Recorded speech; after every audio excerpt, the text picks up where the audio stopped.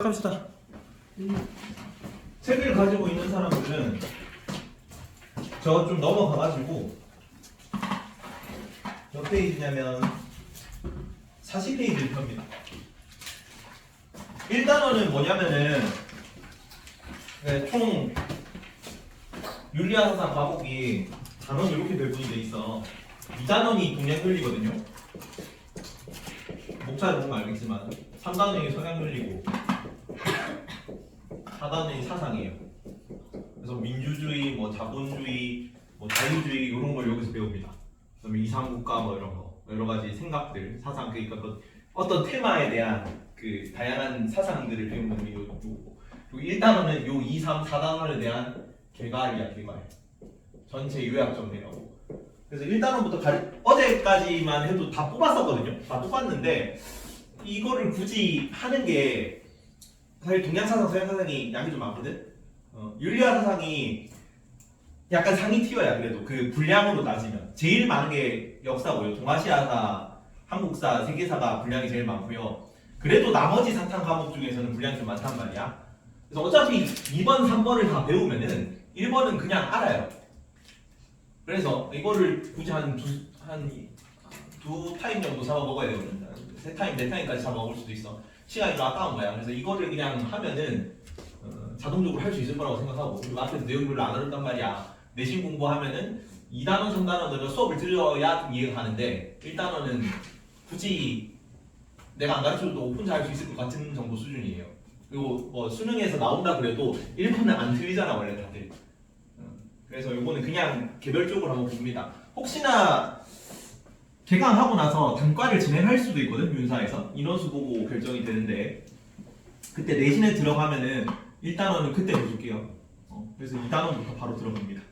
괜찮니? 좋아요. 2단원은 이제 동양사상을 보는 거지. 동양사상인데 이 동양사상 중에 또 2-1단원은 동양사상 개괄이야. 그래서 2-2단원부터 들어갑니다. 괜찮니? 괜찮니? 그래서 2-2단원에 유교윤리를 배우고 2-3에서 불교윤리를 배우고 2-4에서 도교윤리를 배우면 끝입니다. 괜찮죠? 그래서 이번 주와 다음 주까지는 계속 유교윤리를 배워야 돼요. 설명이 좀 많거든요. 내용이 좀 어려운 축이야. 처음부터 들어가지고 어려운 내용을 바로 들어가서 그렇지만 그래도 처음에는 좀 의욕이 있을 때잖아. 그래서 의욕이 있을 때 어려운 걸 배우는 게 낫겠죠. 그래서 40페이지부터 봅시다. 40페이지.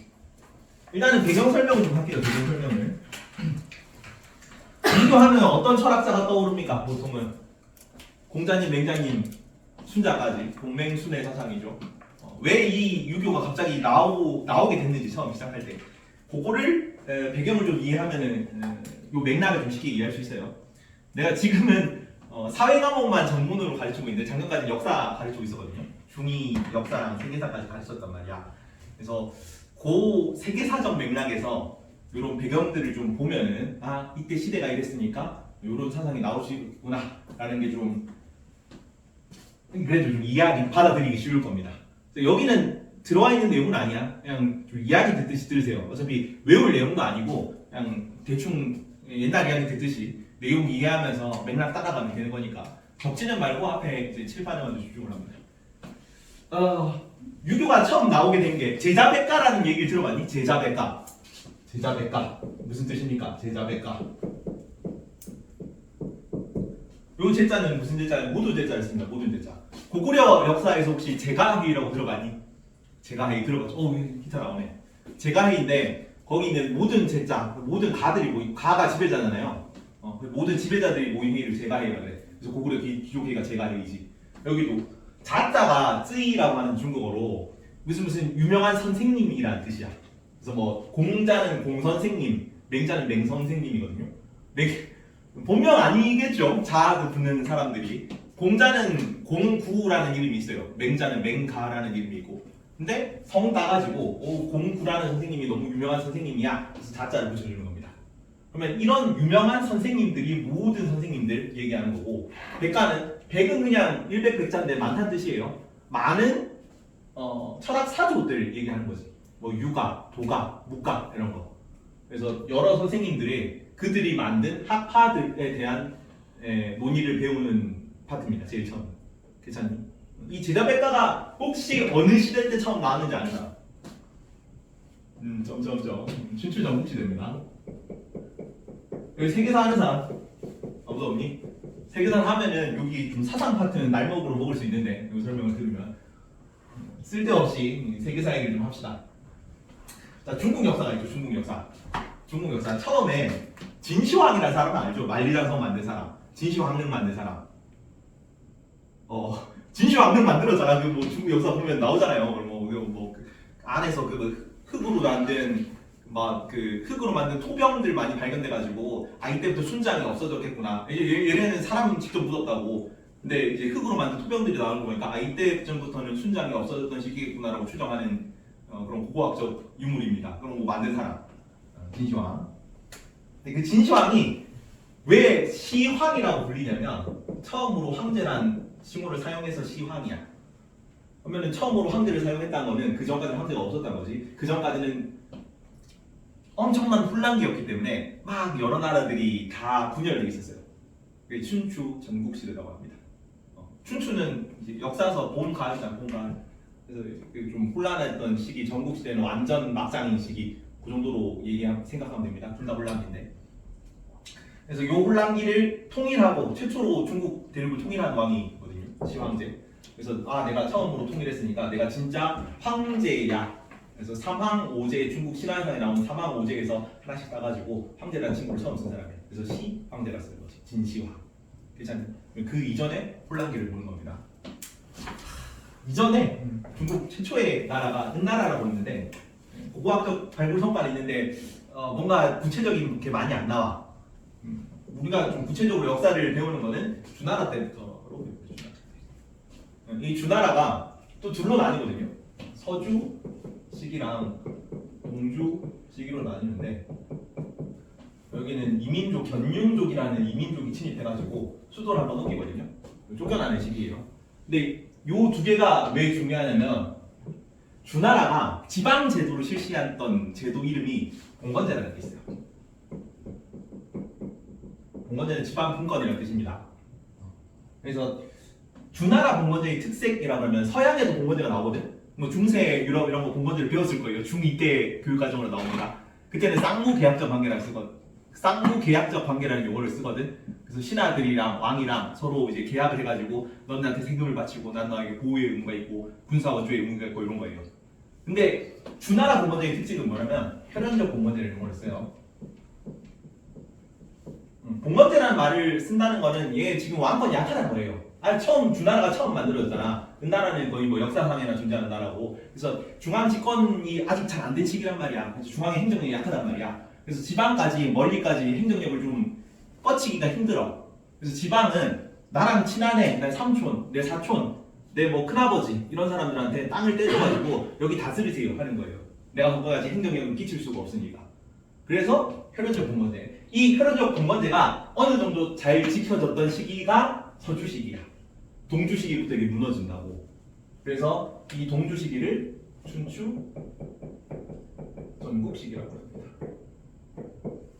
이 봉건제가 주나라가 되게 강하게 자리를 잡고 제대로 자리를 잡고 있을 때는 유지가 되겠지. 왕이니까. 근데 경륜용 친일 받아가지고 수도를 옮겼다며 되게 많이 쇠퇴한 거죠. 쇠퇴했으니까 저 큰아버지 뭐 저 작은 사촌 뭐 이런 거 다 땅을 떼줄 사람들이 처음에는 힘이 있으니까 존중하다가 그리고 이제 시간이 흐르면은 피가 점점 연해지겠죠. 원래 다 아는 사이였는데 이제 점점 이제 모르는 사람이 되고 사돈의 8촌에 뭐 7촌에 8촌에 뭐 친구예요 뭐 이러니까 굳이 얘를 존중해줘야 되나 생각이 드는 거예요. 그래서 주나라를 이전처럼 이제 왕으로 맞들지 않고 자기가 이제 힘을 가지면은 패자가 되려고 하는 그런 시대입니다. 춘추전국. 혼란이라는 뜻이에요. 그리고 이 춘추전국도 둘로 나누면 춘추 시대와 전국 시대로 나뉘겠지. 춘추 시대와 전국 시대인데 고고학적 배경을 따지자면 여기는 청동기에서 철기로 넘어가는 시점이에요. 여기는 완전 철기입니다. 자, 철이 사용된다는 거는 농산물에서도 철제 농기구를 쓸 수 있다는 거야. 이거 배웠죠? 한국사 할 때. 청동기는 청동제 농기구는 없어요. 드물기 때문에 청동제 무기들은 전부 의뢰용으로 거의 사용됐어요. 그래서 뭐 칼, 거울, 방울 이런 거 만들잖아 청동기는. 근데 철은 그 불 온도는 훨씬 더 높거든요. 1500도까지 올려야 돼가지고 청동기는 1000도 정도 되는데, 근데 기술만 만들어주면 대량 생산이 가능하단 말이야. 철은 널려있기 때문에. 그래서 농기구를 만들 수 있어. 농기구를 만들 수 있다는 건 옛날보다 훨씬 더 생산량이 많다는 거야. 잉여 생산물을 만들어진다는 거지. 그럼 잉여 생산물을 얻기 위한 뭐가 많이 활발해지겠니? 전쟁이 활발해져. 전쟁이 활발해지면 철제 무기까지 쓰는 거예요. 이제는. 이해가죠? 아직까지 돌 가지고 돌도끼 가지고 싸우고 있는 시기야. 전국 춘추전쟁까지는. 이때는 이제 생산량도 늘어나니까 잉여 생산물을 차지하기 위한 전쟁도 많아지고, 전쟁이 격화되니까 철제 무기도 사용되고, 그래서 이제 완전 싹쓸이 하게 되는, 그냥 뭐 선멸전 막 이런 형식으로 상대방 완전히 몰살시키는 형태로 전쟁이 된다. 괜찮니? 설기시대. 어느 게 더 힘들겠니? 전국시대도 빡세요. 전쟁 뭐 이런 것도. 전쟁이 항상 또 춘추 시대까지는 그래도 아직 이제 혈연이잖아. 이제 피가 좀 연해지기 전이니까. 그래서 뭐 전쟁하게 되면은 그때는 전차 가지고 막 전쟁하고 있었거든요. 그때 주된 병종으로 기병도 있었는데 전차병 같은 게 많이 이용이 됐단 말이야. 그래서 A 국가에서 B 국가로 쳐들어가. A 국가에서 B 국가로 쳐들어오면은 산이 만약에 중간에 있다. 그러면 B 국가가 마당을 닦아줘요. 정정당당하게 겨뤄야지. 그리고 여기다 이제 전쟁을 해도 뭐 수장들끼리 싸워가지고 한번 크게 부딪힌 다음에 뭐 여기서 지면은 이제 그 우두머리만 죽이고 나머지는 그대로 그냥 포섭되고 막 이런 형태였단 말이야. 근데 여기 전국시대쯤 되면은 몰살당하는 거지. 지면은 점점 더 싸움이 격화되니까. 여기까지. 춘추시대 대표적인 그 5 강국이 있어요. 이때는 훨씬 나라가 많아요. 조그마한 나라들도 많고. 근데 여기는 크게 7개로 정리가 됩니다. 여기 춘추시대는 춘추 5패라 그래요. 가장 잘 나가는 5 나라. 전국시대는 전국 7궁이라고 해요. 가장 잘 나가던 7. 세계 사실은 아닌데 이거를 좀 공부하면은 제자백과 사상을 이해하는 데 좀 도움이 될 겁니다. 괜찮니? 조금만 설명해. 조금만. 원래 전공이 역사라 가지고 5패 중에 제, 진, 초, 오, 월이거든요. 알 필요 없어. 이 중에서 좀 한 5 나라에는 못 끼지만 조금 잘 나가려고 낌새가 있었던 나라 중에 송나라라는 나라가 있었거든. 이 송나라가 송량지인이라는, 혹시 고사를 들어봤어요? 송량지인이라는 처음 듣니? 송나라의 양공의 인자함이라는 뜻이야. 송량지인. 왜 인자한 거냐면 이 초나라랑 싸웠거든요. 초나라 성왕인가? 초성왕하고 싸울 때 전쟁이 딱 이제 강가에서 벌어진 거야. 그래서 송나라는 먼저 여기 딱 도착했는데, 도착했을 때 초나라가 한참 강을 넘어오고 있는 중이었거든. 도강할 때 이 한 명씩 한 명씩 넘어오는 애들 치면은 바로 막 학살할 수 있잖아. 훨씬 유리하겠지. 근데 신하가 건의를 했지, 양공한테. 지금 도강 중이니까 얘네들 치면 우리가 쉽게 승리할 수 있을 것 같습니다. 근데 군자는 그러면 안 된다고. 그래가지고 강가를 얘네들이 다 건너와가지고 진영을 갖출 때까지 기다린 다음에 싸우고 패배했어요. 그래서 송량지인이 어리석게 베푸는 인자함, 이런 거 쓸데없이 베풀어가지고 손해를 보는 그런 거를 나타내는 고사입니다. 그런 시대야. 그런 시대. 주춘 시대는. 전국 시대는 아까 뭐 전국 시대 요거 할 때 여기는 7궁이랬지. 7궁인데 한, 위조, 제, 초, 양, 진 이런 나라들이 있거든요. 요 진나라가 나중에 이제 전국 시대를 통일하는 거지. 그래서 진시황이 나오는 거고. 근데 이 진나라가 여기 있고 여기는 6개 나라가 조금 이렇게 한, 위조, 제, 초, 양 뭐 이렇게 양이 아니고 연이다, 연. 연 옆에 있는데 여기서 종횡아문이 합종연행이라는 단어가 여기서 나오는 거죠. 그래서 얘네들끼리 약한 나라들이잖아. 뭉쳐가지고 이게 합종책입니다. 세로로 뭉친다. 근데 진나라 입장에서 얘네들 뭉치면 안 되잖아. 그래서 얘네들 중에 약한 나라를 꼬셔가지고, 야, 우리 같이 도와주면은 너네가 이제 얘네들 물리치고 이자 먹게 해줄게 라는 식으로. 그래서 횡으로 연대한다 해서 연횡이라고 해. 결국 얘네들끼리 한 명씩 묶어가지고 진나라가 바뀌려고 하는 바람에 다 깨졌어요. 그래서 진나라가 천하를 통일하게 된 거지. 이런 식으로, 이런 시대야. 이해가니? 이게 춘추 시대까지가, 자, 공자, 맹자, 공자, 그 다음에 장자, 묵자의 시대고, 노자가 노자. 이후에 맹자, 여기 노자를 뒤에 장자, 법가, 한비자, 한비자입니다. 한비자 뭐 이런 사상들이 나오는 거예요. 사상들이 가면 갈수록 좀 빡세져가지고 한비자가 법하거든요. 그래서 전쟁을 할 때는 다 쓸어버려야 된다, 엄격한 법의 통치 뭐 이런 거 주장해가지고 국가 사상으로 채택한 다음에 지나다가 통일하는 거예요. 괜찮니? 하여튼 뭐 이런 혼란기를 어떻게 해결할 것인가? 사회가 너무 혼란하단 말이야. 이런 사회가 혼란한 시대를 뭔가 좀 이 사회를 어떻게 하면 좀 더 좋은 사회로 만들 수 있을까? 라는 걸 각자의 사상가들이 서로 내 의견을 이뤘어, 내 의견을 이뤘어 라고 내놓으시기가 제자백가라는 거지. 괜찮죠? 여튼 우리 제자백가 중에서 대표적인 어떻게 가봅시다. 유가가 있고 뭐 아까 무가가 있고 도가가 있고 법가가 있고 이 정도 배울 거예요. 아까 말했던 그 합종 연행했던 그 전략가들은 그러니까 연횡가, 합종횡가라고 불려요. 종횡가 그런 사상도 있어. 무슨 가 그 말 외에도 뭐 명가도 있고 뭐 여러 개 있는데 뭐 이 정도만 교과서에 나오고. 하여튼 요 중에서 가장 잘 나가던 제자백가 중에서 제일 잘 나가던 앞으로도 제일 잘 나가게 될 학파가 유가예요. 유가. 나머지들끼리는 안 싸워. 도가랑 법가랑 안 싸웁니다. 그리고 무가랑 법가랑 안 싸웁니다. 전부 싸우는 거는 유가랑 무가랑 싸우고 유가랑 도가랑 싸우고 유가랑 법가랑 싸우는 거야. 그게 제일 잘 나갔던 얘기겠지. 왜 유가가 제일 잘 나갔냐면 한 두 가지 정도 이유가 있는데, 첫 번째로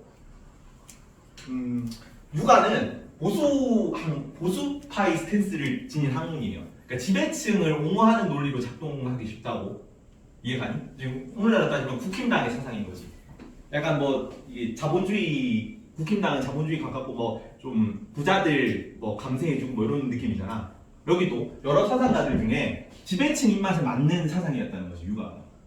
그리고 이게 왜 지배층 입맛에 맞았냐면, 유가에서 말하는 공자가 얘기한 대표적인 그 사상 중에 강조했던 요 사상이 인이라는 게 있거든. 이 인은 앞으로 나오겠지만 존비친소와 그다음에 시비선악을 구분하는 사상이야. 그래서 이거 존귀함과 비천함, 그리고 친함과 소원함 이런 거, 멀고 가깝고 이런 거. 근데 여기에 대해서 많이 비판도 받았거든요. 이런 인 사상 때문에. 야, 무가는 겸해 사상이라고 그러는데, 이 겸해는 그 더불어 할 때 겸자입니다. 그래서 모든 사람들을 다 동일하게 사랑하는 거죠. 이 기독교적 의미의 좀 아가페 그런 사상이 있다고. 그래서 모든 사람들을 차별적으로 사랑하는 게 말이 되냐? 너네는 별애다, 차별적인 사랑이다, 이렇게 얘기하니까 나중에 맹자가 무가 사상가들 보고 자네는 아버지가 없는가 뭐 이렇게 얘기를 하게 돼요. 그래서 여기는 이제 각각의 역할이 있고, 너는 귀하고 너는 그 귀천하고 뭐 각자의 역할에 맞게 해야 되고 뭐 이런 걸 강조하니까 지배층 입맛에 좀 맞았다는 거겠죠. 이해가지? 여기 나중에 이제 반반하는 게 도가 같은 경우는 사회가 혼란한 게 유교에서는 뭔가 좀 질서가 안 잡혀서 그렇다. 그래서 사람들이 군자 때 그 왕들이 다 들고 일어나가지고 좋은 사회를 만들어서 질서를 제대로 잡히면은 모든 게 잘 될 것이다 라고 얘기를 한 거고, 도가에서는 야, 너네가 계속 그렇게 얘기하니까 사람들이 뭐 계속 일어나가지고 뭐 만들고 이렇게 싸우고 분란이 오히려 더 심해지는 것 같다, 그냥 내버려둬라, 이렇게 얘기하는 거지. 그래서 인위적인 걸 반대하는 거. 그래서 도가에서는 무위자연이라고 합니다. 이런 거 가만히 내버려둬라, 자연스럽게, 이런 걸 얘기하는 학문이야. 여튼 그리고 두 번째로 유교에서는 경전을 중시하잖아요. 그래서 공부를 강조하거든. 유교는 공부해야 항상 수양을 강조하다 보니까 공부를 하려면은 경전을 읽으려면 한자를 알아야 되지. 한자를 필수적으로 공부를 해야 되는 거는 관료제와 긴밀하게 연결되어 있다는 거예요. 과거 시험을 뭘로 쳤어요? 유교 경전을 쳤잖아. 그래서 한자를 아는 애들이 행정 업무를 처리할 수 있는 거야. 그래서 유교를 국가사상으로 채택하면은 중앙의 행정력이 원활하게 작동될 수 있는 관료제가 자동적으로 정착이 될 수 있는 거예요. 그래서 유교가 끝까지 가요. 쭉 저기 이제 명나라 청나라 시기까지 모양만 변하고 시기별로 이게 그때 맞게 이제 모양은 계속 변하지만 유학 사상이 중국 멸망할 때까지 계속 가는 거죠. 이런 느낌입니다. 여튼 뭐 이거는 그냥 기본 설명이고 40페이지라고 봅시다. 공맹순이 조금 다른데 공자, 맹자, 순자. 인성론 얘기를 좀 해야 되는데 공자 같은 경우는 따로 본성이 어떻다 저떻다 얘기를 안 해요. 그냥 사람이 뭐 착하게 살아야지 뭐 이 정도만 얘기하고 사람은 본성적으로 착하게 태어났어 혹은 악하게 태어났어 얘기를 안 한다고. 근데 맹자가 공자 학설을 물려받은 다음에 공자랑 나는 성선설이고 나는 공자의 사상을 그대로 정통으로 계승했다 라고 하니까 이제 공자 맹자가 유학의 전통으로 정립이 되면서 유학이 성선설 위주로 흐르게 되는 거예요. 거기에 이제 반발하는 게 순자지. 왜냐면 아까 맹자 순자는 전국시대 사람이 했잖아. 사회가 이렇게 혼란한데 인간이 선할 리가 없다. 인간의 본성은 악한 것이다 라고 해가지고 얘 제자들이 그 법가로 가는 거예요. 순자 제자들이. 성악설이니까 법으로 옮겨 통치를 해야지. 법가. 그래서 진시황 때쯤 되면은 법가가 강력하게 법으로 통제하는 거니까 전시에는 되게 유용한 학문이겠죠. 그래서 진시황이 딱 이 법가를 이용해가지고 전국 시대를 통일하고 근데 평화 시대가 됐잖아. 근데 평화 시대에도 이렇게 엄격한 법 통치를 하면은 불만이 심할 거 아니야. 거기다 막 맨날 만리장성 한다고 막 이러고 막 동원하고 이러다 보니까 불만이 심해져가지고 각지에서 농민 반란 같은 게 많이 일어나서 멸망했습니다. 진나라. 엄청 빨리 15년 만에 멸망했어. 그래서 조금 그 뒤부터는 얘네가 이제 법가를 계승했다가 멸망해버렸으니까 공자, 맹자의 성선설이 유학의 주류가 되는 거지. 그래서 성리학, 양명학까지 뒤에 나오는 유학의 변형들은 전부 다 그 성선설을 지지합니다. 공자, 맹자의 학설을 따릅니다. 괜찮니? 그리고 뭐 여기서 이제 본성론에서 맹자가 싸웠던 사람이 고자라는 사람입니다. 고자. 얘는 성무선학설을 주장합니다. 그 성이 없죠. 고자 알죠? 고자는 성이 없잖아. 성무선학설인데 괜찮니? 그리고 좀 그 순진한 좀 착한 애들, 맹한 애들이 좀 착하잖아. 성선설. 그래서 여기 순진한 척하는 애들이 제일 악마 같은 놈들이죠. 그래서 성악설이야. 그것도 기억하세요.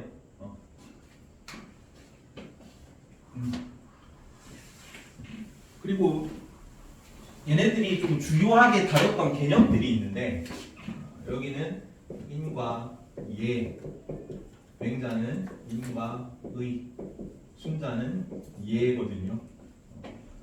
여기 어디야로 외웁시다. 공맹순 순서가 알겠죠? 여기 좀 외우기 힘드니까 공자는 여기 있네, 공자는 여기 있네, 맹자는 어디 있니? 순자야? 예, 이렇게. 외우라고. 요 개념들이 알아야 돼. 여기 개념들이 키워드로 나오거든. 그래서 공자는 인과 예, 맹자는 인과 의, 순자는 예라고. 공자는 여기 있네, 맹자는 어디 있니? 순자야? 예. 이렇게. 바로 봅시다. 여동해. 공자는 무슨 사상하고 무슨 사상이라고? 인과 예. 맹자는 어디 있니? 인과 의예요. 순자는 예. 이렇게. 여기 나오면은 딱 그것만 나와 있어요. 40페이지 보잖아. 그러면 공자에는 인과 예가 나와 있죠. 그리고 밑에 보면 맹자는 인과 의를 강조했다 나와 있죠. 그리고 저 41페이지 보면 다음 페이지에 보면은 순자는 예만 나와 있거든요. 강조했던 사상들이라는 거야. 가끔씩 그리고 요 본성론 논제 관련해가지고 맹자랑 얘는 성선설이라 했지 공자는 본성이 아직 얘기를 안 해. 그리고 고자랑 맹자랑 본성 논쟁한 거 중심부에 나올 수도 있는데 고자가 물은 흐르는 게 좌우가 없다. 그런 것처럼 본성도 악함과 선함이 없다. 이런 식으로 얘기를 하니까 맹자가 그걸 하는 거지. 물이 좌우가 없는 건 맞다. 근데 물이 위아래도 없니? 물이 아래로 흐르는 게 당연한 것처럼 인간도 선한 게 당연한 거다 라고 하는 제시문이 가끔씩 나올 때도 있습니다. 고자 얘기예요. 고자. 성선설, 성악설, 얘는 성무선악설 얘기하는 거지.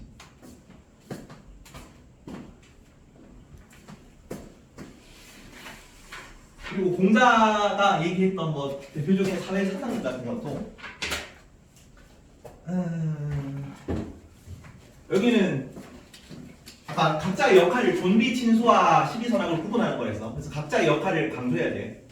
그래서 정명사상이라고 그러는데 이름명 다른 이름이라 씁니다. 그래서 군군, 신신, 부부자자. 임금은 임금의 역할을 다 해야 되고 신하는 신하의 역할을 다 해야 되고 아버지는 아버지의 역할, 아들은 아들의 역할을 다 해야 된다고. 각자의 역할을 잘 하면은 사회가 원만하게 돌아갈 것이다. 이렇게 얘기를 하는 거지. 그래서 나중에 조선시대 성리학이 되게 차별적 학문으로 들게 되거든. 원래 유교에 구분하는, 차별하는 그런 이제 기조가 내포돼 있어요. 그게 이제 조선 후기로 가면서 되게 꼰대 학문으로 흐르게 되는 근본 이유입니다. 그런 것 때문에 정명사상. 그리고 개인적으로는 수기치인 내 몸을 수련해서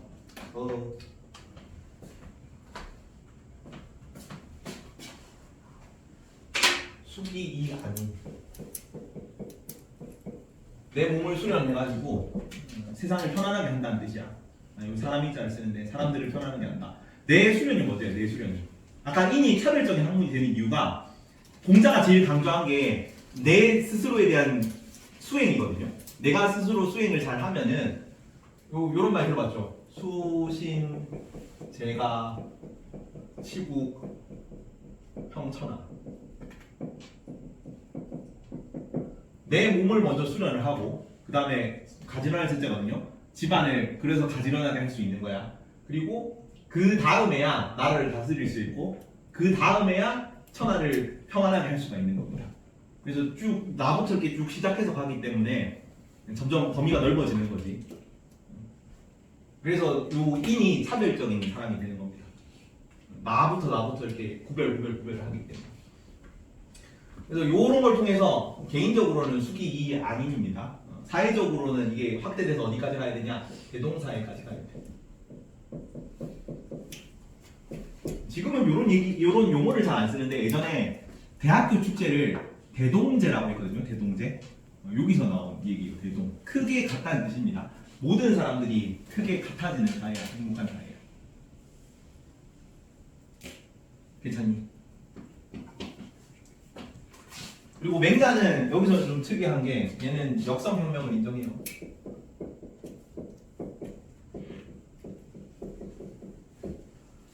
얘는 민본주의를 알고 있습니다. 백성이 근본이 된다. 그래서 백성이 가장 중요하기 때문에 임금이 가장 안 중요하다고 했거든요. 백성이 가장 중요하고, 뭐 군자는 덜 중요하고 임금이 가장 가벼운 것이다. 뭐 이런 식으로 얘기를 했기 때문에 백성들 마음에 안 들면은 그 임금도 갈아치울 수 있다고 한 거예요. 그래서 성이 이제 고려 왕조는 왕씨였잖아. 이시성으로 바뀌었죠. 역성혁명입니다. 그래서 이제 제후들 입맛에 더 맞았겠지. 맹자는 전국시대 사람이 됐잖아. 그래서 유교가 계속 이제 채택이 돼가지고 끝까지 갈 수 있게 됩니다. 그리고 이런 용어들도 나오는데 여기는 이제 대동사회라는 게 키워드고 여기서는 무항산, 무항신이라는 용어가 나올 수 있습니다. 요는 항상 한자예요. 이렇게 쓰는데 알 필요가 없는데 항상 가지고 항상 생산하는 걸 말해요. 항상 생산하는 거.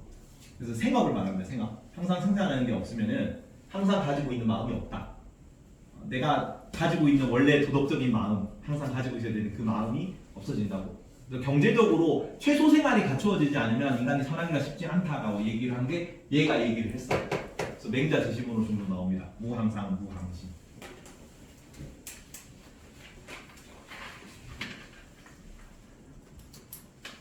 그리고 요까지는 하늘의 개념이 하늘, 천이라는 개념이 인격적이고 도덕적인 문제예요. 맹자까지. 그래서 인격, 천, 도덕, 천 이렇게 부르거든. 그래서 하늘이 내린 사람은 당연히 선한 존재겠지, 건성. 근데 순자는 하늘은 인간에게 무관심하다고 얘기를 합니다. 그래서 인격적인 존재가 아니면 자연현상으로 봐요. 그래서 당연히 하늘과 관련이 없는 인간은 악할 수 있는 거겠지. 여기는 이제 하늘이 무섭지 않는가 할 때 그 하늘이 맹자까지의 하늘이고, 여기는 사람과 하늘은 별개의 존재이기 때문에 사람한테 무관심한 그냥 자연현상이기 때문에 인간이 악할 수가 있는 거지. 여기는 그래서 화성 기위 본성을 변화시켜서 인위적으로 일으켜 세워야 된다. 사람은 눕고 싶잖아. 뭐 피곤하면 자고 싶고 눕고 싶고 그런데 그거 억지로 본성을 변화시켜가지고 일으켜 세워야 된다고 얘기를 한 겁니다. 그리고 성악설, 예치, 천인, 분이, 귀천상하, 분이 요 정도. 그리고 여기 맹자에다가 사단 칠정 얘기가 들어가요. 맹자에다가 사단 얘기만 해요. 사단. 사덕과 사단이 있는데 사덕이 인의예지예요. 그 공자도 그렇고 맹자도 그렇고 전국 시대니까 나라가 되게 많단 말이야. 그래서 나라별로 돌아다니면서 나의 사상을 채택해 주십시오. 나는 이렇게 하면 잘 살 겁니다. 이렇게 하면서 여러 임금들한테 간언하러 다녔거든요. 맹자가 다른 것이 이름이 기억이 안 나는데 무슨 나라 가가지고 임금님한테 임금님 나라는 덕으로 다스려야 됩니다. 이렇게 하니까 그 왕이 역시 나는 근데 인간이 너는 사덕을 가지고 있다며 태어날 때 인의예지를 가지고 있다며 근데 나는 그런 게 없는 것 같은데 나는 그냥 수천만 명 학살할 수도 있고 전쟁할 때 다 때려 죽이라 그러는데 이러니까 맹자가 이렇게 얘기를 한 거지. 인의예지는 모든 사람이 가지고 있습니다. 그거는 얘네 그 모든 사람이 가지고 있는 네 가지 단서 단자예요. 단서를 보면 알 수가 있습니다. 그래서 인의 단서를 측은지심이라고 하는데 측은지심. 네. 일지사 특강 그 등원 이런 좀 알려주시죠. 잠깐만요. 낙하랑 연관 다르는데 그 영상 그 신등원이랑 개성 연관 좀 알려주시죠.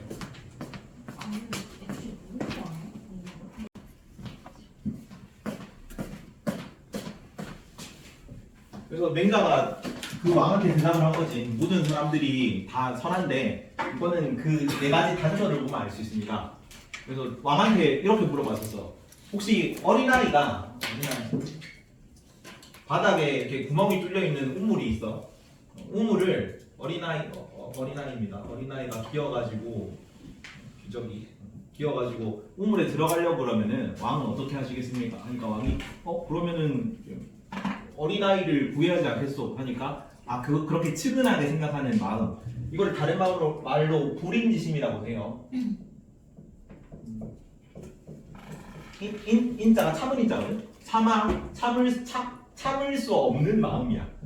아이를 구해야지. 보면 구하고 싶잖아. 참을 수 없는 그 마음이, 그 측은한 마음이 바로 인의 단서입니다. 어짐의 단서입니다. 이렇게 얘기하는 거지.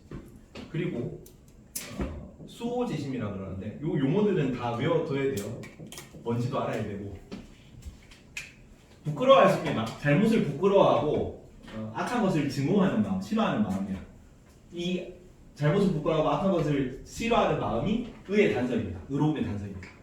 그리고 사양지심. 나에게 과분한 것이 오면은 그것을 사양할 줄 아는 마음, 그것이 예의 단서입니다. 그리고 옳고 그른 것을 분별할 줄 아는 마음, 이 십이지심이 지혜로움의 단서입니다. 이렇게 얘기를 한 거지. 이 사단을 얘기하면서 맹자의 선성선이 확립이 돼. 이거는 공자는 얘기 안 했어요. 사단, 칠정 뭐 이런 얘기 나오면 무조건 맹자로 가야 됩니다. 괜찮니? 그리고 아까 맹자가 이 중에서 인의를 강조했다고 했죠. 공자는 인과 예를 얘기했었고, 의를 얘기할 때 의로운 일을 계속 행하는 것을 집의라고 합니다. 이 집의를 행하면 뭐가 될 수 있냐면 대장부라는 존재가 될 수 있습니다. 공자가 생각하는 이상적인 인간관은 군자라고 부르거든요. 근데 맹자는 대장부라는 용어가 나오면은 맹자 사상이라는 거 알아두십시오. 대장부. 대장부는 호연 시기를 이런 사람이에요. 이 정도까지 나올 수 있습니다.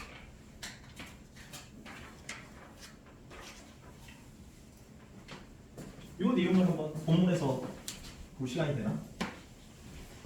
잠깐 보고 쉬는 시간. 40페이지 가봅시다. 다시. 자, 유교사상 제자백가 시대랬죠. 사회적으로 너무 인간이 도덕적으로 타락한 시대인 거지. 사회 혼란은 인간의 도덕적 타락 때문이다. 그래서 덕과 예, 뭐 이런 거, 인의 예지 이런 걸 통해서 이 혼란을 헤쳐나갈 수 있겠습니다.라고 얘기를 하는 겁니다. 그래서 공자는 인과 예를 강조했다. 옆에 이는 인간의 본질이 이루는 사랑이자 정신이자 사회적 존재에서 완전히 알 필요는 없고요. 내면적 도덕성인데 그 존비친소 그다음에 시비선악 구분하는 사람이다라고 말해주세요. 이걸 누가 비판했다고? 묵가라는 사람들이 비판했다고. 묵가는 옆에 나옵니다. 40페이지 옆에 묵가와 법가 있죠. 묵가는 하늘은 사람들이 서로 사랑하며 서로 이롭게 하기를 바라지 서로 미워하며 해칠 것을 바라지 않는다. 이게 묵가 사상이에요. 겸애 사상이라는 얘기로 용어로도 나와요. 겸애. 그래서 요 별매라고 유가 사상을 비판한 거지. 공자의 이는 차별적인 사상이다. 이렇게 하면서. 그리고 밑에는 한비자 나오죠. 형을 집행하지 못하는 것은 인이고 형을 집행하지 않을 수 없는 것은 법이다. 선왕이 법으로 설하고 눈물에 따르지 않는 것은 인만으로 백성을 다스릴 수 없기 때문이다. 인만으로 부족하니까 엄격한 사회적 형벌이 필요하다라는 거죠. 법가.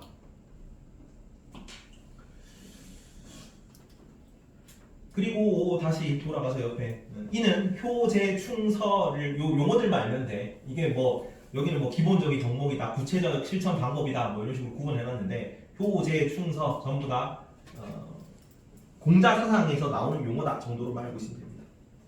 그리고 아까 뭐라고 공자가 말했던 이상적인 인간상은 뭐라고? 군자야, 군자. 군자에도 밑줄 쳐놓고. 그리고 극기봉래라는 용어도 밑줄 쳐놓으세요. 위에 보면은 한자 좀 잘 합니까? 너희? 한자를 거기 보면은 사욕을 이기고 예를 회복한다라고 돼 있는데 그 밑에다가 한자 밑에다가 극기봉래라고 써놓으세요. 요 한자는 외워두면 좋습니다.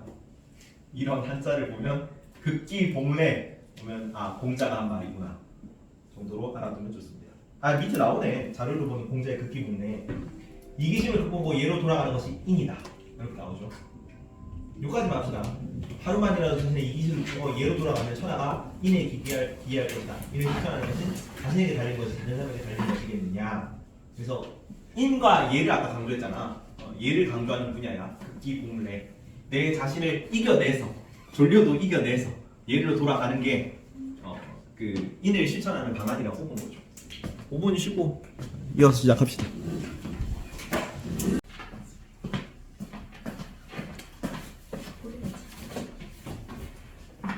40페이지 다시 공자 돌아가가지고 정치인 사회사상에 정명사상하고 덕치, 대동사회만 밑줄 쳐라. 아까 정명사상에는 저 위에 임금은 임금답고 신하는 신하답고 거기 나와 있는 게 아까 얘기했던 군군신 주부자잖아요.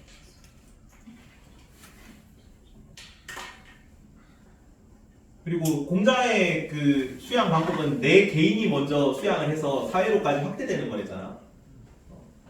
그래서 고고가 궁극적으로 이루어진 게 대동사회, 모든 사람들이 잘 사는 유교의 이상사회고. 이게 어떻게 생각하시냐면 또 가끔씩 애들이 공자는 뭔가 차별적으로 사랑한다는데 그래서 좀비친소와 시비선악을 구분하는데 했는데 여기는 대동사회 보면은 모든 사람이 더불어 잘 사는 거잖아. 이 좀비친소가 궁극적으로 확대돼가지고 모든 사람들이 잘 사는 것까지 이른 사회야. 그렇기 때문에 이것도 공자 사상이라는 거 맞는 내용이라는 거. 그리고 맹자는 밑에 인과 의 얘기했었죠. 그리고 대장부와 직의, 호연직이 이런 용어들이 나옵니다. 키워드로 나올 거예요. 자, 오른쪽 넘어가서 41페이지. 맹자 성성설에 사단 7천. 사단 이거 외우세요. 4가지 알아야 돼. 인의 예지의 단서들이에요. 인은 측은지심, 측은하게 여기는 마음. 그 다음에 수호지심, 의의 단서, 잘못을 부끄러워하고 불의를 미워하는 마음. 사양지심은 겸손해하며 양보하는 마음. 12지심은 옳고 그름을 분별할지 아는 바. 각각 인, 의, 예, 지의 단서들입니다. 그리고 아래쪽에 정치 및 사회 세상에 민본주의에다가 저기 뭐 근본으로 생각하는 정치 다음에 화살표하고 역성혁명 적어놓으세요. 역성혁명.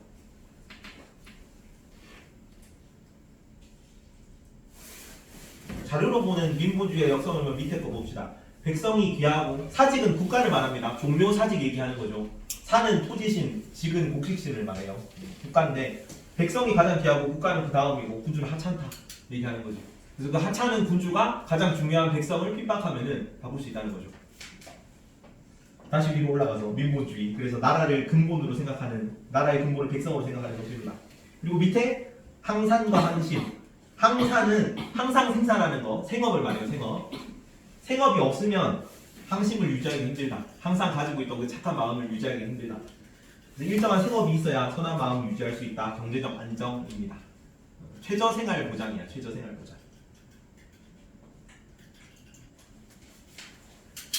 밑으로. 그리고 옆에 4번 봅시다. 사단의 확충을 위한 수행 방법. 개념 더하고 자료 채우기에 사단의 확충을 위한 수행 방법. 제일 밑에 쪽에 잃어버린 본신을 되찾는 구방심의 밑줄. 욕심을 적게 갖는 과욕의 밑줄. 과욕이랑 구방심이 사단을 확충하는 방법입니다. 과자는 적을 과자를 써요. 그리고 구방심은 이제 구할 구자에다가 놓은 방자, 방송할 때 그 방자거든. 놓아 보낸다는 뜻입니다. 방송.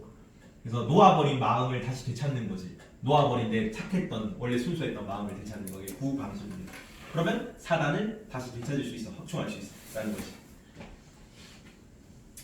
자, 다시 밑으로 내려가서 순자의 사상은 천인 분이. 아까 순자의 하늘은 도덕천, 인격천이 아니랬지. 그냥 인간의 무관심한 존재입니다. 자연 현상이기 때문에 사랑과 하늘은 구분하는 거예요. 인간의 능동적 측면을 강조한다고도 얘기할 수 있겠네. 그리고 사회혼란의 원인은 얘는 성악설이기 때문에 인간의 악한 본성이 사회혼란의 원인이야. 그래서 이걸 규제하려면 어떻게 해야 돼? 예를 만들어야 됩니다. 예 앞에다가는 괄호하고 성인의 예라고 적어놓으면 성인. 이 예는 공자랑은 좀 달라. 순자의 예는 성인들이 만든 예입니다. 성인. 옛 성현들이 만들어 놓은 규범이야. 그거에 따라야 된다고. 자, 밑에 성악설. 본래 이익을 좋아하면 남을 질투하는 존재다.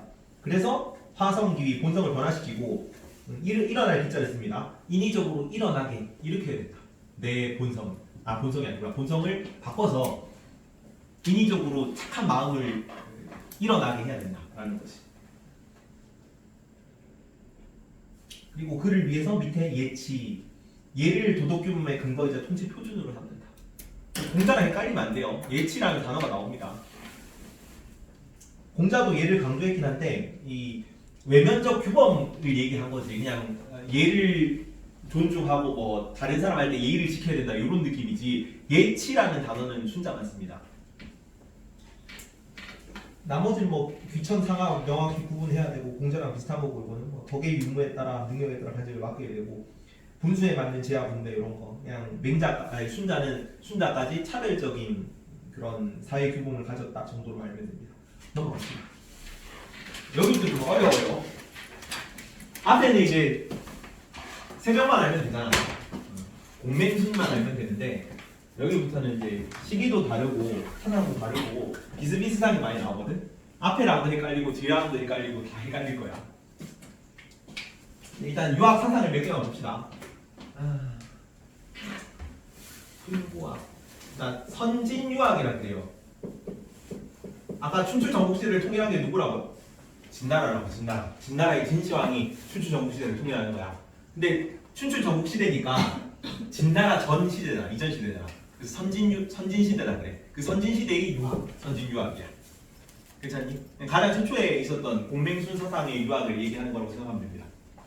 그리고 요 다음에 진나라 다음에 진나라가 여기 들어가고 그 다음에 진나라가 무너지고 짧게 15년 가거든. 15년 만에 무너지고 나서 그 다음에 그 초한지라고 장기 배경이죠. 초항우랑 그 다음에 그 한 유방이 싸워가지고 한 나라를 세우는 거지. 그래서 한나라가 세워지는데 얘가 덕가 때문에 진나라가 망했기 때문에 다시 유가를 만들거든요. 유학을 다시 국가사상으로 채택을 하거든. 근데 유학을 국가사상으로 채택을 하려고 했는데 자료가 없어요. 왜? 진나라가 덕가사상 채택하면서 유학을 싸그리 불태웠거든. 분서갱유라고 들어봤습니까? 책을 불태우고 불태울 문자입니다. 분신자 할 때 그 문자예요. 그 다음에 갱유, 유학자들을 땅에 묻는 겁니다.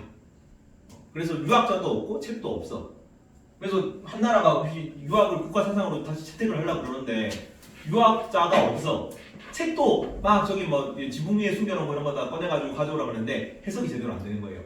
그래서 한나라 시대 유학을 흥고학이라 그래요. 어떤 학문이냐면 옛 병전에 옛 꽃자를 씁니다. 옛 병전에 뜻을 다는 작업이야. 그래서 요때의 시대는 전부 다 해설서 쓰는 시대입니다. 해설서. 한나라 때 흥고학.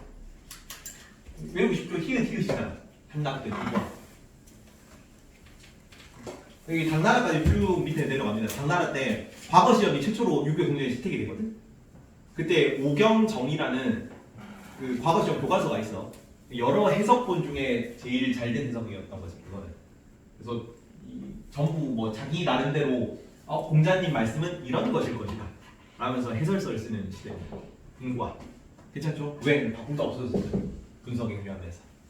그리고 다음에 송나라라는 나라가 나오는데 그때 성리학이라는 유학 사조가 나와요.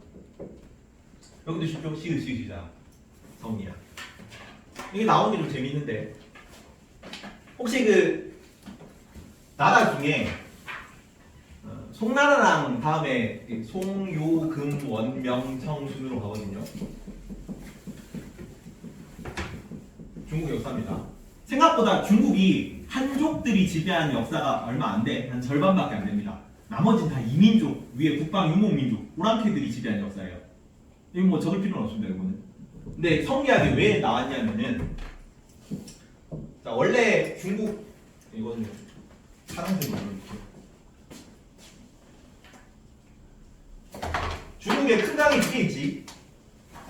중국 무슨 문명이라고 그래? 중국은 황하 문명이라고 하잖아. 황하. 그게 하나야. 그리고 밑에 양쯔강 혹은 장강이라고 부르는 큰 강이 있거든요. 요 두 개가 중국의 이제 원래 한족 생활권이에요. 한족 문명권이야.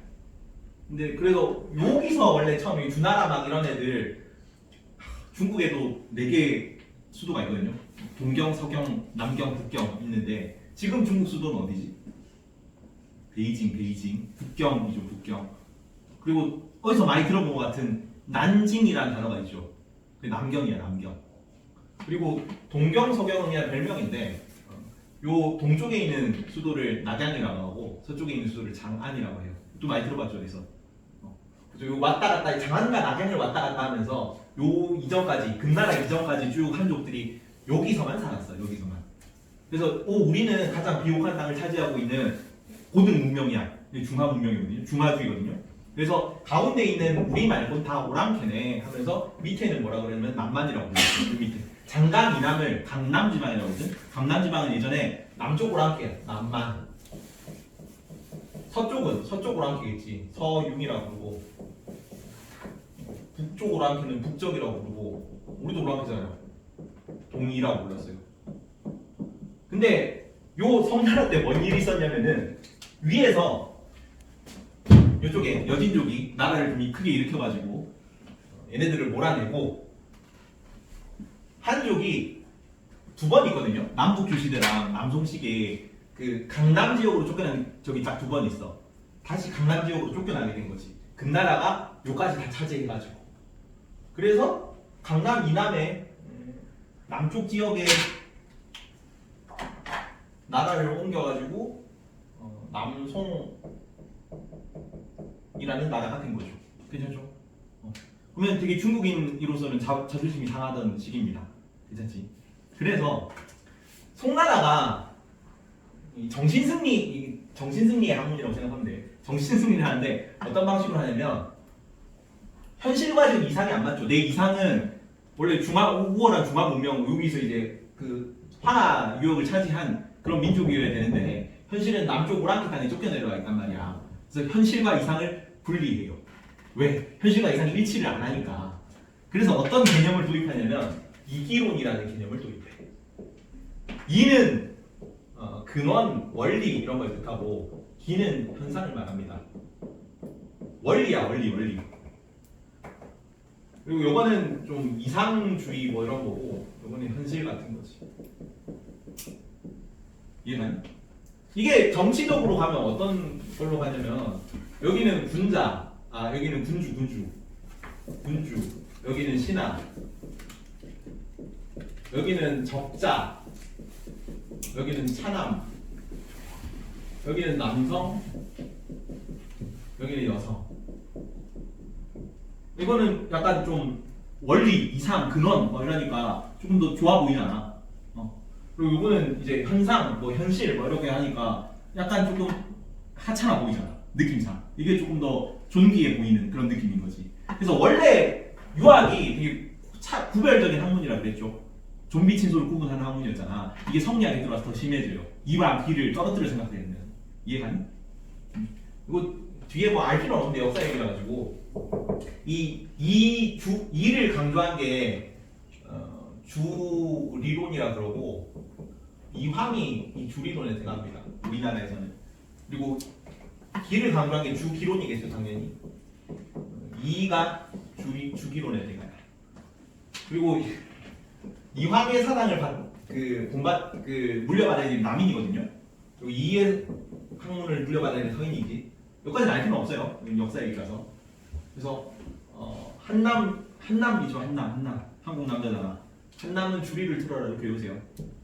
여학생밖에 없어서 이런 드립을 칩니다. 남학생도 있으면 안 쳐요. 남편미 선생 될 것 같아가지고. 한남은 주리를 틀어라 배우면 되잖아. 그래서 예속 논쟁 배웠죠. 역사 시간에. 예속 논쟁 때 남이는 3년설, 1년설 중에 뭘 주장해 처음에? 남이는 3년설을 주장하고 서인은 1년설을 주장합니다. 왜 그렇게 하냐면은 이는 군주가 존귀하다며. 이황은 아직 15세기 사람이라 가지고 순국파가 남아 있을 때야. 사회가 혼란하단 말이야. 신하들이 뭔가 정치를 하기가 쉽지 않단 말이야. 그래서 군주한테 기대는 겁니다. 명종식이거든요. 명종 네가 정치를 잘해가지고 좀 이 훈구 세력들 좀 잘 눌러가지고 정치를 잘해봐라. 이렇게 간언을 하는 거지 임금한테. 그리고 정통 성리학자기도 하고. 근데 이의가 나왔을 때는 조금 뒷시기거든 이왕보다. 그래서 이제는 분당 정치 시기라 가지고 훈구 세력들이 없어. 신하들이 뭔가 할 수 있단 말이야 사회 세력들이. 그래가지고 신하를 강조하는 거야. 그래서 이 서인들이 나중에 신하들을 강조하니까 임금이 죽었는데 임금 엄마가 3년하고 1년하고 중에 3년을 입어야 된다. 더 많이 입어야 된다. 여기는 아이씨 왜 신하들이랑 똑같이 입으면 되지 왜 임금이라고 또 특별히 치냐 뭐 이런 거예요. 그래서 1년만 입어도 된다. 그런 거.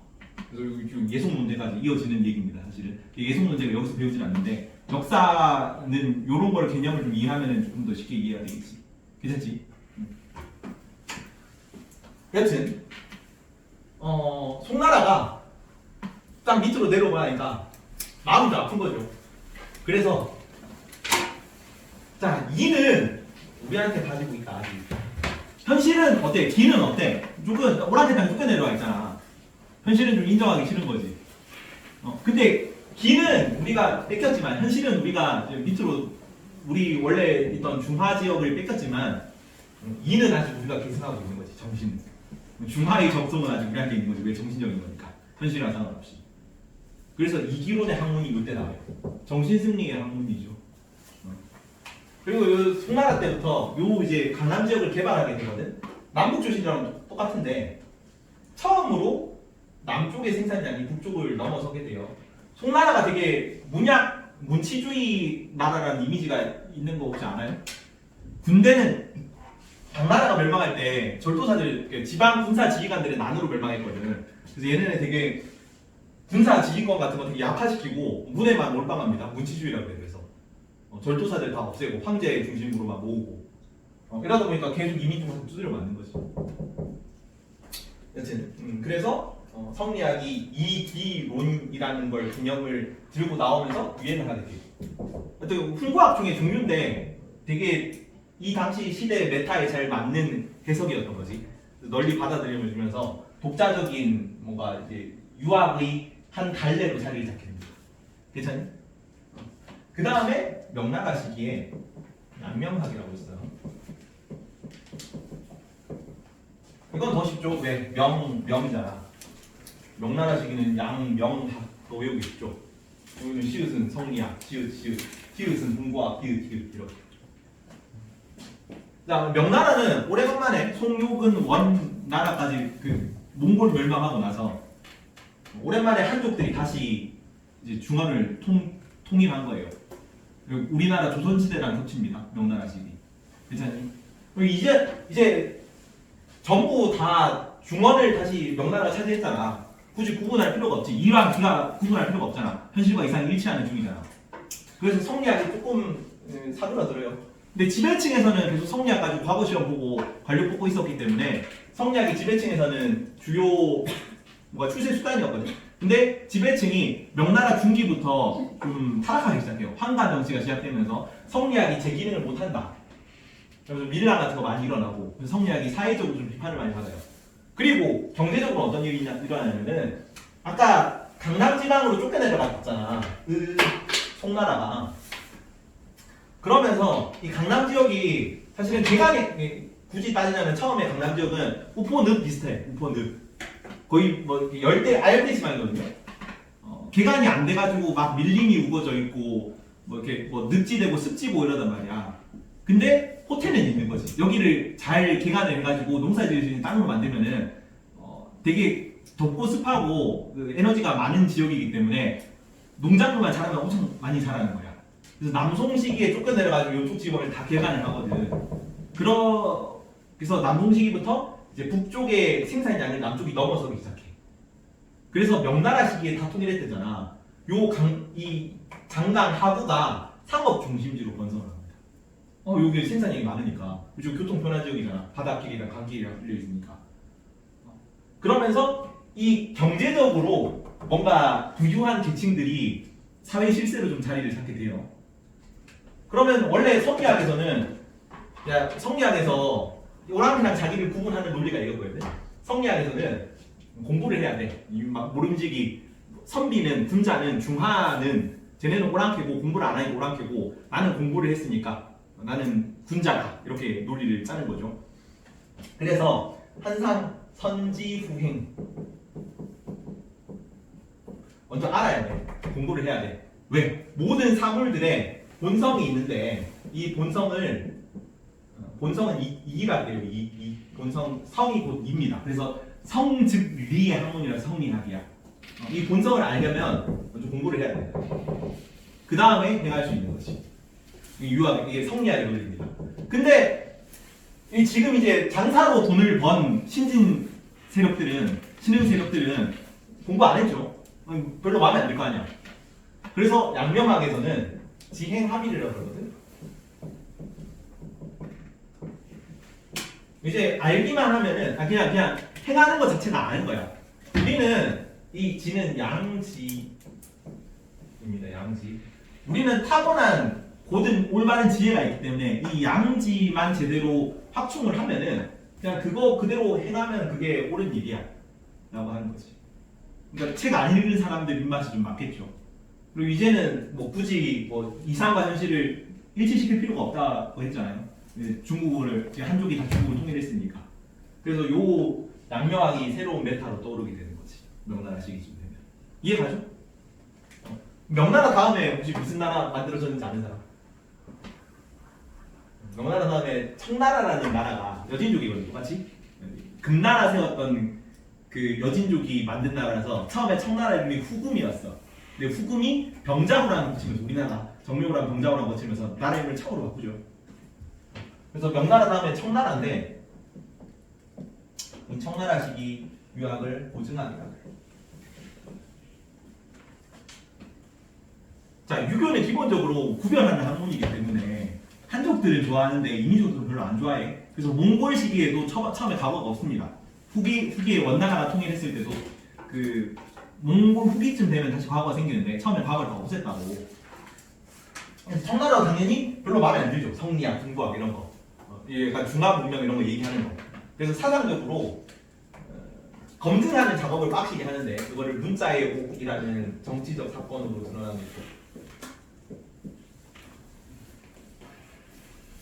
이 청나라는 그 뭐 좀 일종의 해유책인데 서적 편찬 작업을 되게 많이 했거든. 그래서 서적 편찬하면서 만한 병용책이라고 하는데 만은 만주족이고 여진족이고 한은 한족이야. 한족들을 채용하면서 그 대규모 서적 편찬 작업을 국가 사업으로 여러 번 진행을 합니다. 강희제 때도 하고 옹정제 때도 하고 여러 번 한단 말이야. 사고전서 이런 거 그런 거 하면서 일단은 한족 세력들을 청나라 세력으로 많이 포섭을 해요. 너네들 배우게 해줄게 서적 편찬 이런 거 하면서. 그리고 두 번째로 사상 검증을 합니다. 되게 많은 서적들을 만드는데 이 서적들을 만드는 과정에서 한족들을 옹호하거나 뭐 청나라나 만주 쪽을 비하하는 혹은 비판하는 그런 내용들이 포함되어 있는 서적들은 다 불태우고 그 책 쓴 뭐 글쓴이나 관련자들을 다 색출해가지고 조져요. 이해 가니? 그래서 이제는 이런 사상과 관련된 그러니까 뭔가 한족을 옹호하는 이런 학문을 할 수가 없어. 그래서 무슨 학문만 하냐면 순수하게 증명하는 거, 옛날 거를 증명하는 학문밖에 못해요. 순수 학문이지. 예, 뭐 이런 건데 공자님이 제자에게 뭐 이런 식으로 하라고 카톡을 보냈다라는 글이 나중에 나온 거지. 근데 그때 카톡이 없었잖아. 그래서 이때 당시는 안 쓰던 용어가 지금 이 책에 나와 있는 걸 보니까 이 책은 공자님 시대에 만들어진 게 아니고 공자님 훨씬 이후 시대에 만들어진 책일 것이다 라는 걸 검증한 거야. 대충 이런 맥락이에요. 이해가니? 그게 고증학의 시대입니다. 청나라. 괜찮나요? 우리나라 조선시대까지 제일 영향을 많이 미친 거는 요 학문이에요. 요 학문.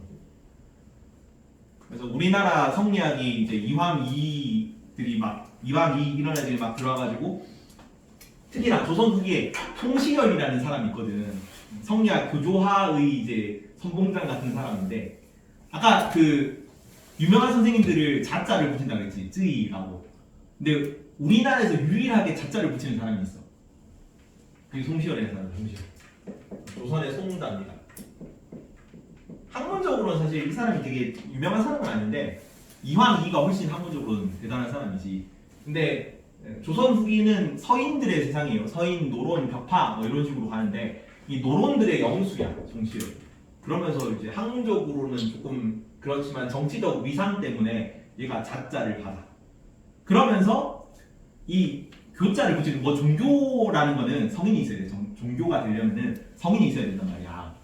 그래서 유교는 유가는 유교라고 받는 거예요. 그다음에 노자, 장자, 자자 받는 사람도 있기 때문에 도가도 도교라고 불릴 수 있는 거야. 근데 조선은 이때 어때요? 송시열이 송자를 받았잖아. 성인이잖아.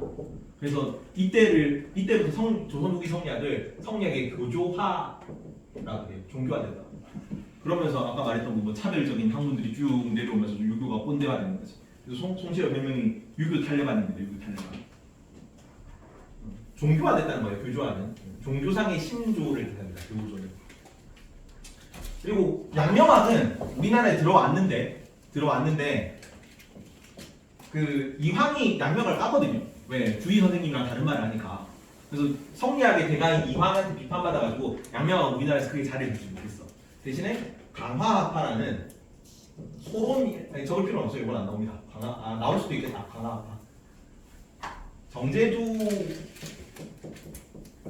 정제두라는 사람이 양명학을 들여와가지고 소론 가문으로만 강화도 쪽에 살았거든요. 그 강화도에서만 가학으로 불려주는 형태로 양명학이 자리를 잡았어. 거의 우리나라에서 세력이 거의 없죠. 양명학. 그리고 고증학은 우리나라 들어와서 아까 이게 실증적인 학문이랬지, 증명한 학문이랬지. 그래서 이게 우리나라 실학에 영향을 끼치는 거죠. 괜찮죠? 요 내용들은 그냥 배경 이해를 돕기 위해 설명을 한 거지 뭐 이게 시험에 나오진 않아요. 근데 알아두면은 전체 내용 뭐 공부할 때는 도움이 될 겁니다. 괜찮니? 시간이 짠. 자 이제는 이제 하나하나씩 쪼개보면 됩니다. 사실 6페이지 볼게요. 진한나라의 유학이네. 진나라 때 군사경유해가지고 다 없애됐죠. 이전에 있었던 선진 유학 공맹순 사상들을 다 불태운 거야. 그래서 법가를 바탕으로 강력한 중앙집권 체계 진시황이 법가를 사상으로 통일했다 그랬지. 그리고 분석행유 사건 이후 유학이 위축되었다. 그리고 진나라가 법과 때문에 망하는 걸 봤잖아. 그래서 그 다음에 나온 한나라는 다시 유학을 부활시키려고 하는 거지. 근데 남아있는 게 없더라. 그래서 이걸 연구하는 식으로 학문이 발전하는 걸 훈구하게 된다. 그러니까 한나라는 유학을 국가이념으로 채택했는데 분석행유로 사라진 경전을 복원하고 이 경전을 해석하는 훈구학이 발달했다. 훈구학을 연구 주세요. 여기까지는 잘 안 나옵니다. 훈구학 자체는 이게 자주 나오지는 않아. 근데 이제부터 밑에 성리학부터는 어마무지하게 시험에 많이 나옵니다. 아주 중요하다.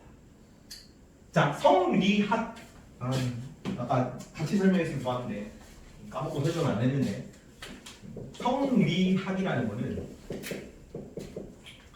이건 본성을 뜻합니다. 인간의 본성은 곧 리라는 거야. 이게 아까 이는 그냥 무조건 좋은 거라고 생각하면 돼요.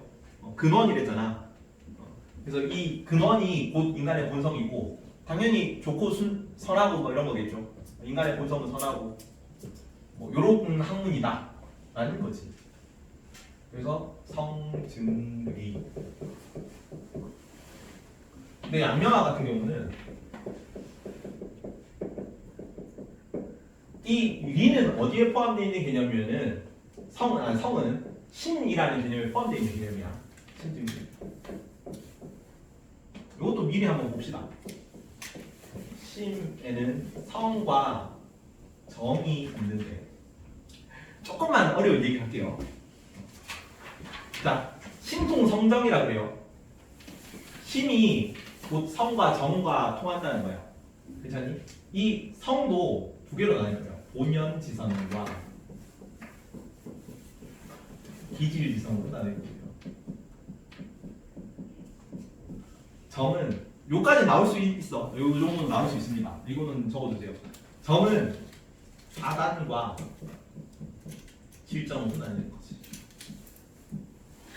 본연지성은 이 그 자체입니다. 그리고 기질지성은 이 플러스 기야. 그리고 사단은 이가 아니야. 사단 자체는 이가 아니라 이의 발현입니다. 그리고 실정은 기의 발현이야.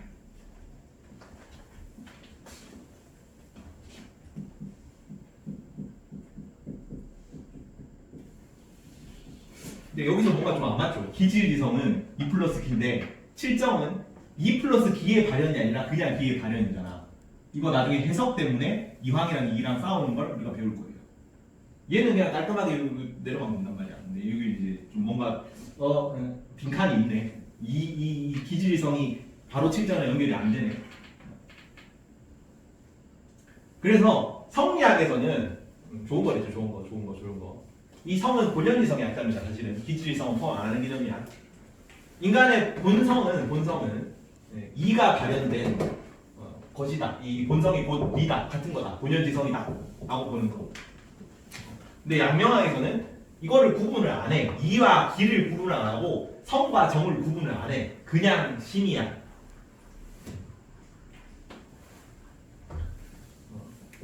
그래서 심증입니다. 심증.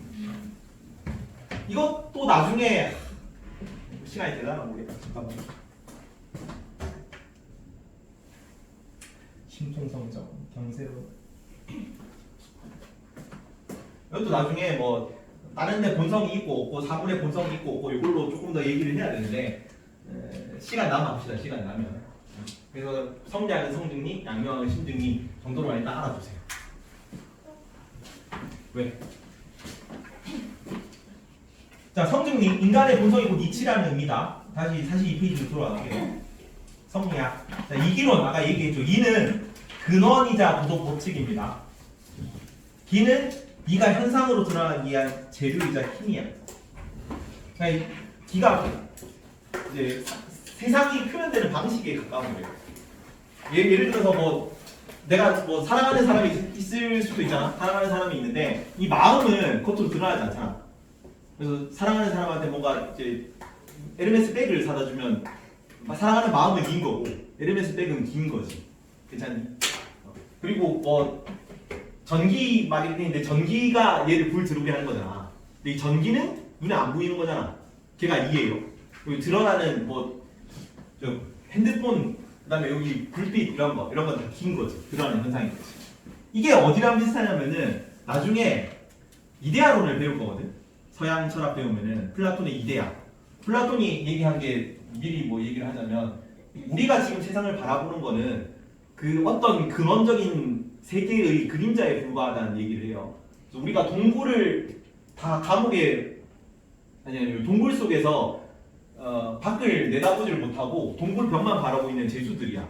뒤로 이렇게 손이 묶여가지고 동굴 벽만 바라보고 있는데 바깥에서 햇빛이 비쳐가지고 동굴 벽에다가 그림자가 비친다는 거지. 이게 세상이야.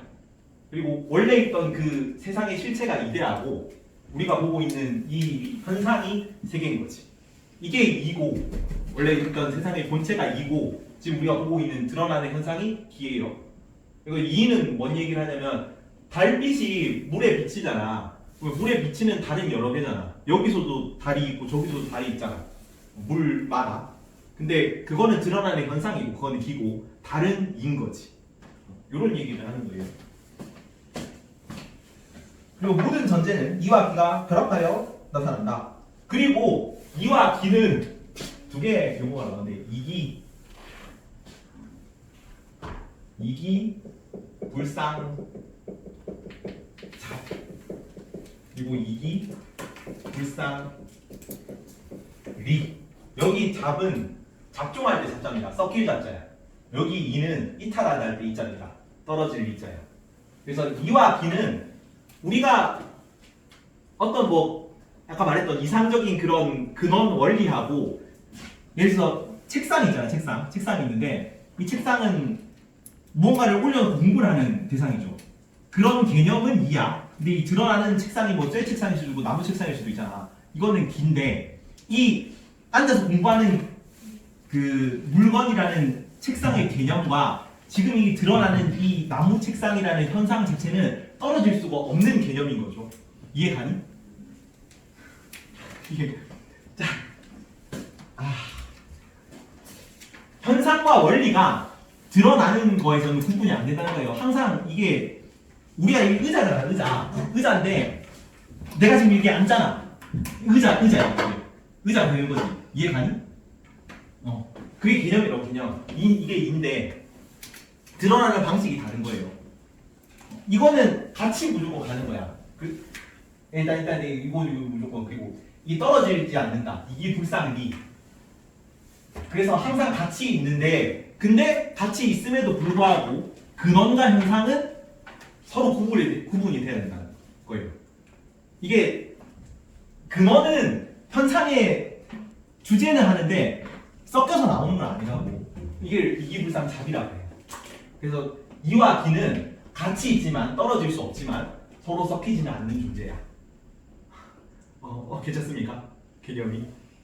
이거를 나중에 이는 뭐라고 하냐면 이기진묘라고 그래. 이와 기의 오묘한 관계다.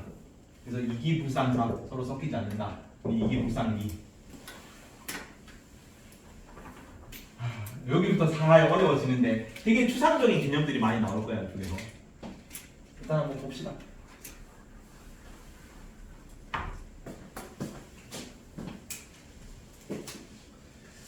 그래서 이와 기는 서로 떨어질 수 없으면 밑에 이 한자로 나와 있는데 이기불상잡이라고 써놓으세요. 이기불상잡.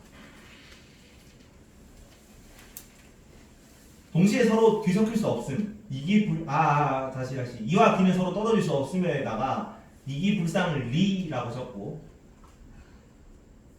동시에 서로 뒤섞일 수 없음 밑에다가 이기불상잡이라고 씁시다.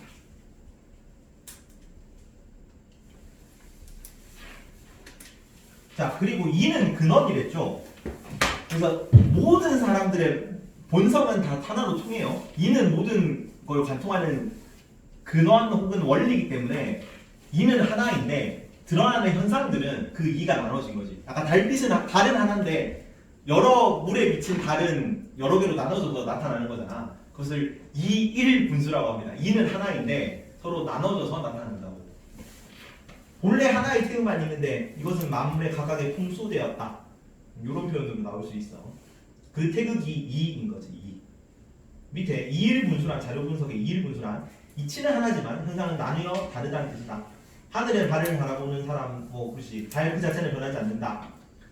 근데 다른 바라보는 사람이나 장소에 따라 다르게 볼 수도 있다. 주인은 이와 같이 마찬가지고 이 역시 사물 생성하는 근본은 하나지만 나타나는 길은 각각 다를 수 있다라고 보는 거예요. 괜찮니? 자 밑에 심성론으로 봅니다. 심성론. 본연지성과 기질지성이 있죠. 본연지성은 이 그 자체야. 그냥 이입니다. 이.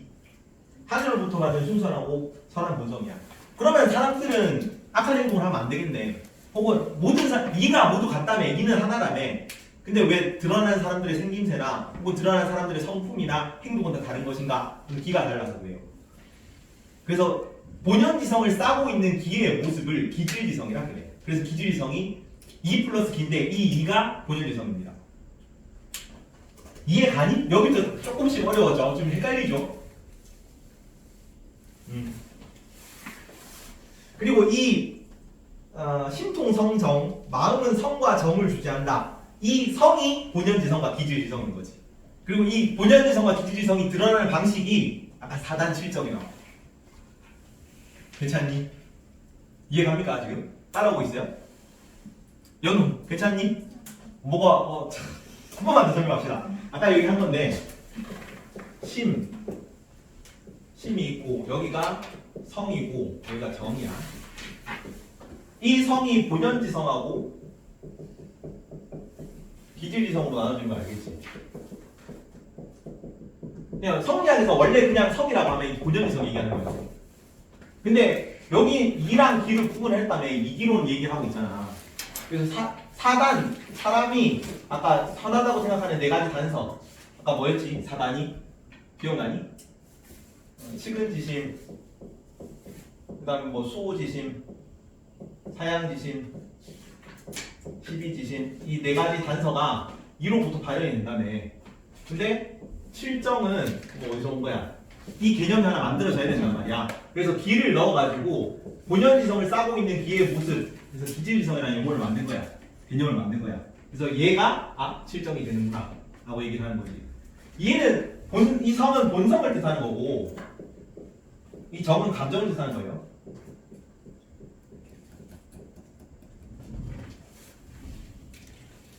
이거 문제를 아마 좀 풀어보면은 조금 이해가 갈 수도 안 갈 수도. 요 부분이 좀 원래 어려운 파트입니다. 다음 시간에 한 번 더 설명을 할게요. 다음 시간에 문제 풀어야 되는데. 이 그 자체. 사단이 이 그 자체는 아니에요. 이의 발현인 거지.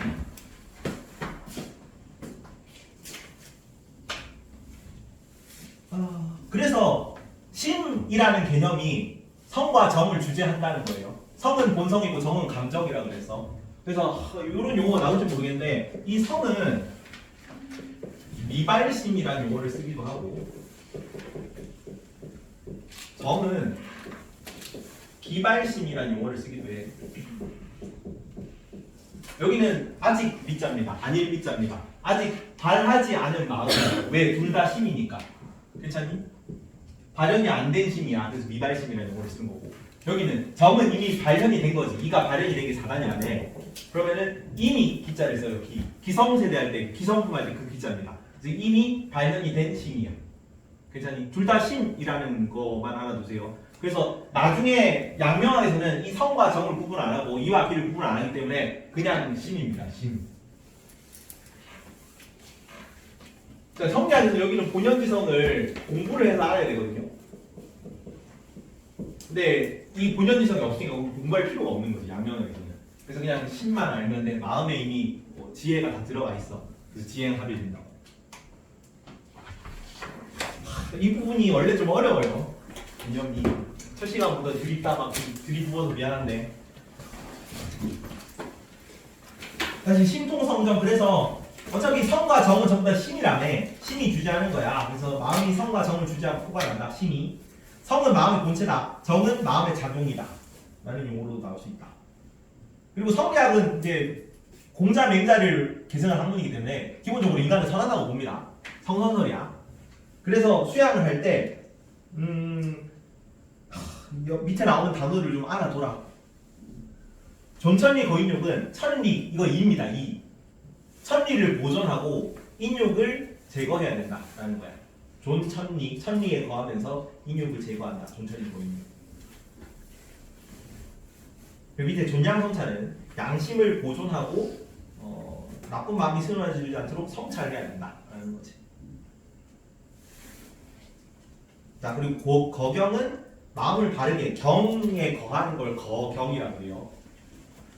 여기 그 요가수, 굳이 따지자면은 요가 수행 같은 거야. 참선 같은 거야. 참선. 경이라는 거는. 근데 성리학이나 이런 데서 참선 그때 개념은 있었거든. 불교가 들어왔으니까.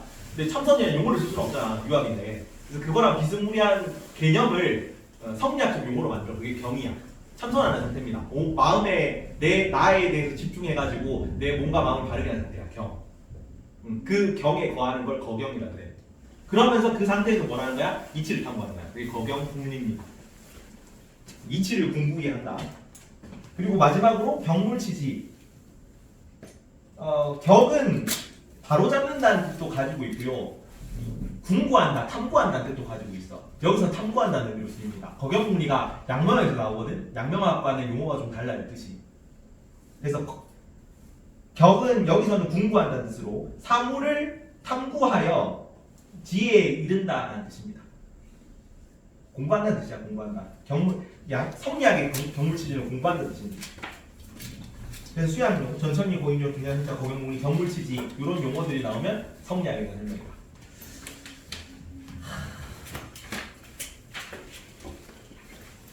사실 전체 이제 경세론까지 보자. 3분 남았는데 멈춰버렸네. 여기부터 이어서 할게요. 페이지. 이거 좀 하루 만에 이해 잘 안 가죠? 다음 시간에 한 번 더 복습하고 시작하겠습니다. 문제 좀 풀어봐야 돼요. 원래 이 파트가 좀 어려운 문제인데